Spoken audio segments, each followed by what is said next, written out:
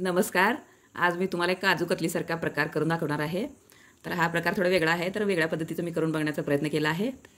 हा शेंगादाण्याचा प्रकार आहे। तर काजूसारखे शेंगदाणे पण असतात म्हणून काजूच्या जागी मी इथे शेंगादाणे वापरले आहेत।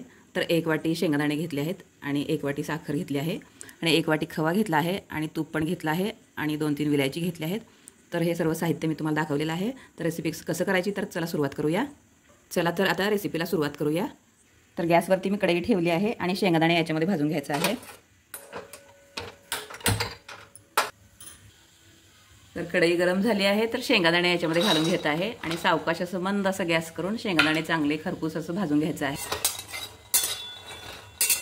शेंगदाणे आता व्यवस्थित आपले खरपूस भाजून झाले आहेत, तर त्याला एका प्लेटमध्ये काढून थोडं थंड होऊ द्यायचं आहे। थोडं ह्याला पसरवून ठेवायचं आहे आणि थोडं थंड होऊ द्यायचं आहे। शेंगदाणे आपले आता थंड झाले, तर याचं सालपट आता काढून घ्यायचं आहे आणि याला पाकडून घ्यायचं आहे आणि मगच मिक्सरवरती बारीक करायचं आहे। व्यवस्थित आता मी हे सालपट काढून घेते। आता हे सालपट हाताने मी थोडंसं चुरगळून काढलं आहे, तर आता याला पाकडून घेत आहे मी।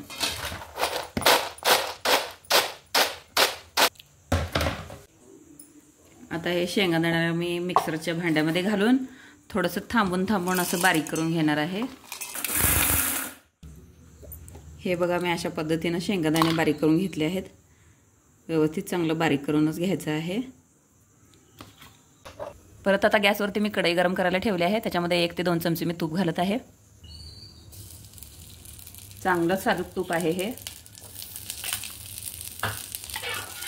तूप चांगलं वितळल्यानंतर याच्यामध्ये आता मी खवा घालून घेत आहे।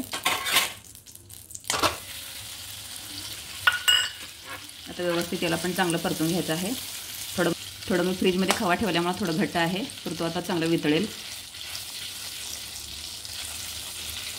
हे बघा, आपला खवा व्यवस्थित वितळला आहे, तर आता याच्यामध्ये मी साखर घालून घेणार आहे आणि हे सर्व करताना गॅस थोडं मंदच ठेवायचा। आता याच्यामध्ये मी 1 वाटी साखर घालून घेत आहे। प्रमाण तुम्ही कमी जास्त करू शकता तुमच्या आवडीप्रमाणे। आता याला पण याच्यामध्ये मिक्स करून घ्यायचं आहे। साखर घातल्यामुळे थोडं खवा पातळ होतो, तर याला हलवत राहायचं आहे चांगलं। साखर चांगलं विरघळेपर्यंत याला हलवून घ्यायचं आहे। आता थोडं पातळ होतं, पण परत हे घट्ट होत जातं। आता याच्यामध्ये मी शेंगादाण्याचं कूट घालत आहे।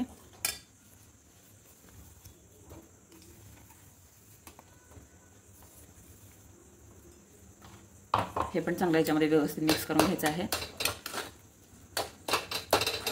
आता थोडंसं याच्यामध्ये विलायची पण काढून घालते मी आणि ह्याला चांगलं हलवतच राहायचं सारखं, म्हणजे खाली करपणार नाही ते। विलायची पण काढून मी आता त्याच्यामध्ये घालणार आहे।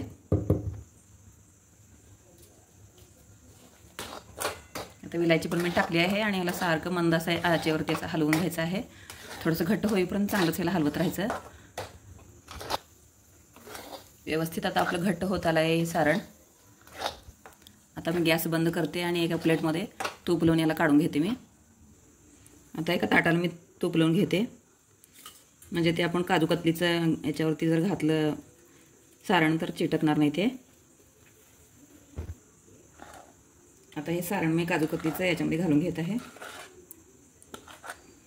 शेंगाच्या कतलीचं मी सारण आता ताटामध्ये काढून घेतलं आहे। तर याला आता थोडं थंड होण्यासाठी ठेवायचं आहे आणि थोडंसं कोमट असं थंड झालं की याला याच्या वड्या पडून घ्यायच्या आहेत।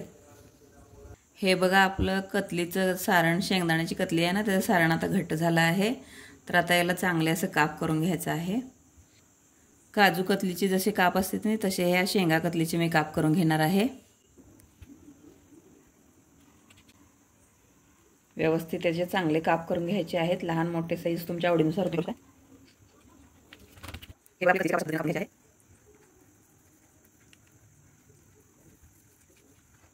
हे बघा, अशा पद्धतीनं शेंगा आणि खवा मिक्स असं कतली तयार आहे।